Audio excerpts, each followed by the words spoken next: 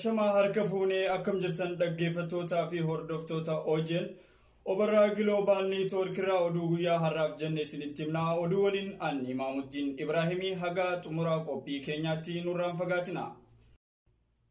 Hiika soomana Ramadaanaa sababeeffachuun qeerroon ona Obarraa biyya Saudi Arabiyaa magaalaa Riyaaditti argaman zakaa fitrii Ramadaanaa walitti sassaabuun lammiilee keenya naannoo Somaalee fi daangaa naannoo Somaalee irraa buqqaafamaniif godina Harargee Bahaa aanaa Gooroo Guutuu magaalaa Kaarramilleetti argamaniif arjooman bal'ina oduu kanaatiif waan qindeeffanne qabna.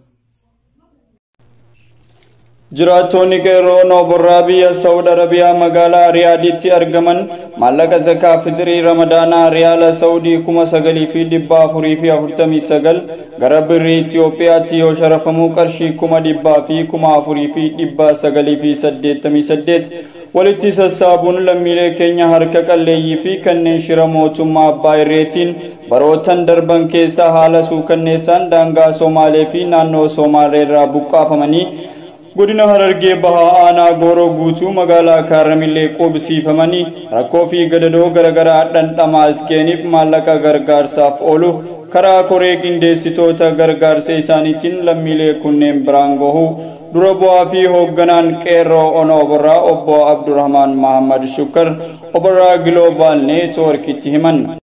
Qubattoonni kunneen yeroo dhukkubni koronaa vaayirasii addunyaa weeraraa jiru kanatti sodaa dhukkubicharraan kan ka'e hanguma duraan hojiilee humnaa hojjechuun maatii isaanii fi lubbuu isaanii jiraachisaa jiranillee yeroo ammaa sababa COVID-19 mana keessatti dhoorgamuun isaanii daranuu beelaaf kan isaan saaxiletoo OJN'tti himan. Gargaarsi yeroo barbaachisaa kanatti qeerroo ona Obarraan isaaniif godhames kan isaan dhaqqabe ta'uu ibsan.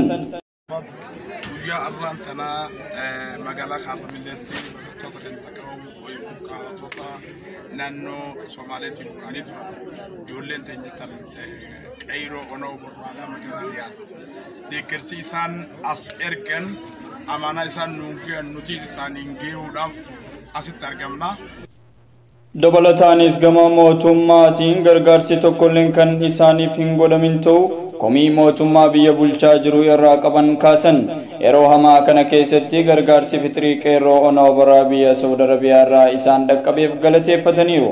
Kanaan duraas qeerroon ona Obarraa biyya Saudi Arabiyaa magaalaa Riyaaditti argaman kunneen yeroo adda addaatti hojii tola ooltummaa kanaan lammiilee keenya harka qalleeyyii fi buqqaatota daangaa naannoo Somaalee irraa shiraan buqqaafamanii kutaalee Oromiyaa garagaraa keessatti argamaniif gargaarsa lammummaa godhaa jiraachuu isaanii odeeffannoon naannicharraa arganne ni addeessa.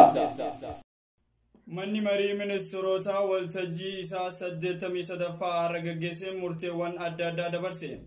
Bal'inni oduu kana akka itti aanutti qindaa'e. Manni marii ministeerota walgahii isaa 83ffaa har'a gaggeessee murteewwan adda addaa dabarse. Manni marichaa fayyadama qabeenyaa ji'a tarmaal irratti fooyyessa labsii dhiyeessee mari'ate akka raggoof mana marii bakka bu'oota uummataa federaalaaf ergeera. Weerara vaayirasii koronaa ittisuu irratti ogeeyyiin tajaajila fayyaa laatan jireenya dhuunfaa ofii fi maatii isaanii aarsaaf dhiyeessuun waan uummata tajaajilaa jiraniif dorgoon si'eessituu fi faayidaan akka herregamuuf qajeelfama ba'e irratti mari'atee hojiirra akka oolu raggaasiseera. Wixinee labsii baajataa dabalataa bara baajataa 2012 mootummaa federaalaa fi diinagdee maakroo fiizikaalaa bara jiddu galeessaa 2013-2017 dhiyaate irrattis mari'atee sirreeffama itti da'uudhaan akka ragga'uuf mana marii bakka bu'oota uummataatiif ergeera.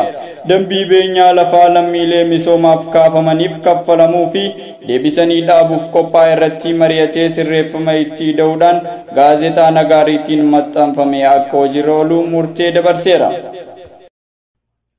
Oduu maddeen alaatiin Suudaan kibbaatti ministeerota biyyattii 10 irratti COVID-19 argamuun dhagahame. Bal'ina oduu kanaatiif waan qindeessine qabna. Suudaan kibbaatti ministeerota mootummaa biyyattii 10 irratti koronaa vaayirasiin argamuun mirkanaa'eera. Ministeerri odeeffannoo Mikaa'el Maakuweem BBC'tti akka himanitti ministeera fayyaa biyyattii irraa kan hafe miseensonni koree addaa ittisa koronaa vaayirasii hundi isaanii COVID-19 qabamaniiru jedhan. Pirezidaantiin Suudaan Kibbaa Saalvaa Kiir miseensa Koree addaa kanaa waan ta'aniif gabaasaawwan koronaa vaayirasiin qabamaniiru jedhamaa jiru. Garuu ministeerichi sobaadha jechuun dubbatan. Pirezidaantiin itti aanaa Suudaan Kibbaa Riek Maachaarii fi haati warraa isaanii koronaa vaayirasiin qabamuun adda of baasanii akka jiran jalqaba torbaan kanaa gabaasuun keenya ni beekama. Dr. Riek Maachaarii fi haati warra isaanii erga miseensa COVID-19 irratti argame tokko waliin walitti dhufeenya qabaataniin booda qoratamuun dhukkuba koronaa vaayirasiin qabamuun isaanittis mirkaneessan.